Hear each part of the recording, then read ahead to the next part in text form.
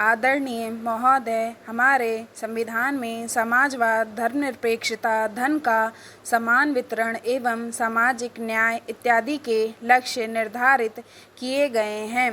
दूसरी ओर आज भी भारत जैसे विकासशील राष्ट्र के सामने गरीबी, भुखमरी, कुपोषण, बेकारी, निरक्षरता, बेरोजगारी जैसी समस्याएं गंभीर रूप से विद्यमान हैं तथा वहां इन संवैधानिक लक्ष्यों का महत्व और भी अधिक हो जाता है। इन चुनौतियों का सामना करने के लिए संवैधानिक लक्ष्यों को प्राप्त करने के लिए आम जनता अपने प्रतिनिधि चुनकर संसद भेजती है।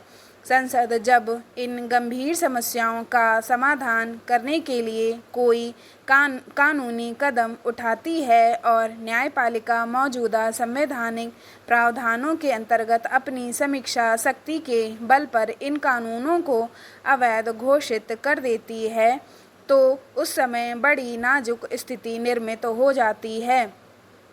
इस संबंध में अनुभव करने वाली बात यह है कि जब इस तरह के न्यायिक निर्णय के आर्थिक सामाजिक विकास में गतिरोध के रूप में साबित होने लगते हैं, हमारे देश की लोकतांत्रिक शासन व्यवस्था में जन निर्वाचित निकाय संसद एवं विधानमंडल जन इच्छाओं को प्रतिबिंबित करते रहे हैं एवं जनमत तथा जनादेश के प्रति वचनबद्ध भी होते हैं। यहाँ प्रश्न उठता है कि जब जन आकांक्षाओं को प्रतिबिंबित करने वाली संसद द्वारा इन जन आकांक्षाओं की पूर्ति हेतु बनाए गए कानूनों को न्यायपालिका अवैध करार देती है, तब क्या न्यायपालिका की इस पुनरावलोकन शक्ति से जन इच्छाओं का अनादर नहीं होता है? क्या ऐसा करने का उसे अधिकार है? क्या न्यायपालिका की शक्ति जनशक्ति से ऊपर है? हमारी मौजूदा प्रजातांत्रिक व्यवस्था में जनता सर्वोच्च है अथवा न्यायपालिका? जब सारी शक्ति का विश्वास था कि भारतीय राजनीतिक व्यवस्था में संसद, जो कि जन निर्वाचित निकाय है, उसकी भूमिका प्रथम होनी चाहिए और न्यायपालिका की भूमिका गौड़।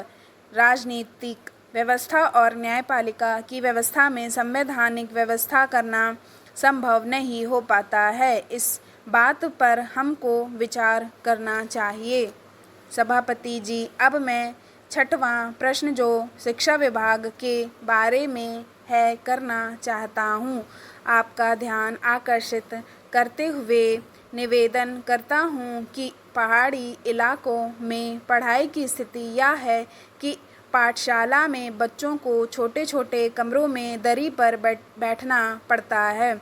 अनुभव यह है कि जहाँ पाठशाला है वहाँ अध्यापक नहीं है, जहाँ अध्यापक है वहाँ चौक नहीं है, जहाँ चौक है वहाँ डस्टर नहीं है, जहाँ चौक और डस्टर है वहाँ अध्यापक नहीं है। मैं चाहता हूँ कि पाठशालाओं में अध्यापक, चौक, डस्टर, दरी की व्यवस्था की जाए। सभापति महोदय, मेरे क्षेत्र में प्राथमिक शिक्षा विद्यालय सन 1967 में संचालित है। मैं कहना चाहता हूँ कि बच्चे प्राथमिक शिक्षा पास कर लेते हैं तो गांव में माध्यमिक शिक्षा विद्यालय नहीं है।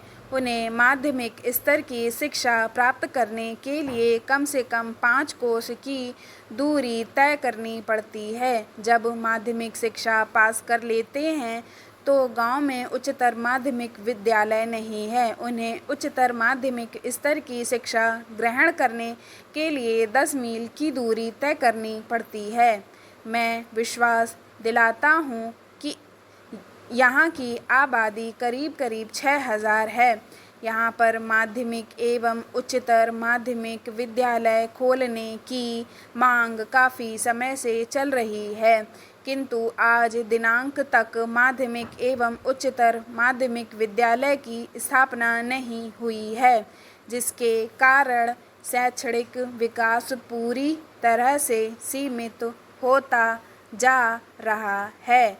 मैं इस ओर आपका ध्यान दिलाना चाहता हूँ।